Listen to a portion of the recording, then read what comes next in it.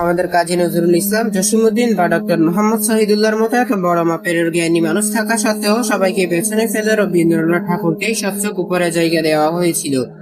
কিন্তু বাস্তবতা হলো রবীন্দ্রনাথ ছিলেন বৈষম্যকারী ও মুসলিম বিদ্বেষী একজন কবি। তার লেখার বহু জায়গায় এই বিদ্বেষ ছড়িয়ে আছে, যেমন কাবুলিওয়ালা সমস্যা পূরণ ও দুরসার মতো গল্পগুলোতে তিনি সরাসরি মুসলিমদের ছোট করে কথা বলেছেন। এমনকি গোড়া উপন্যাসে তিনি লিখেছেন, শুধু ভালো মানুষ হওয়া কোনো ধর্ম হতে পারে না, এতে খারাপ মানুষেরাই বেশি সুযোগ পায়। তোমাদের মোহাম্মদ সেটা বুঝতেন, তাই তিনি ভালো মানুষ সেজে ধর্ম প্রচার করেননি। এভাবে তিনি আমাদের প্রিয় নবী হযরত মুহাম্মদ সাল্লাল্লাহু আলাইহি সাল্লামকে নিয়ে আপত্তিকর মন্তব্য করেছিলেন। তাছাড়া জন্মভূমি প্রবন্ধে তিনি বুঝিয়েছিলেন, উঁচু জাতের হিন্দু আর রাজাদের ছাড়া আর কাউকে সম্মান বা পূজা করার দরকার নাই। অর্থাৎ অন্য কোনো ধর্মের মানুষের প্রতি তার কোনো শ্রদ্ধাই ছিল না। ঐতিহাসিক তথ্যে দেখা যায়, তখন হিন্দু জমিদারদের অত্যাচারে নিচু জাতের মানুষেরা যখন ইসলাম গ্রহণ করছিল, তখন তিনি তার বিরুদ্ধে কথা বলেন। তিনি বলেছিলেন, যারা আমাদের ধর্ম নষ্ট করছে তাদের বিরুদ্ধে না লড়াই করাটা পাপ।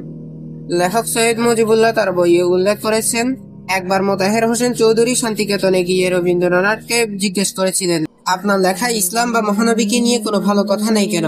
উত্তরে রবীন্দ্রনাথ নাকি বলেছিলেন, কোরআন পড়া শুরু করেছিলাম কিন্তু বেশি দূরে এগোয়নি, কারণ তোমাদের নবীর জীবন আমার পছন্দ হয়নি। আসলে রবীন্দ্রনাথ ছিলেন তোষমৎকারী একজন লেখক।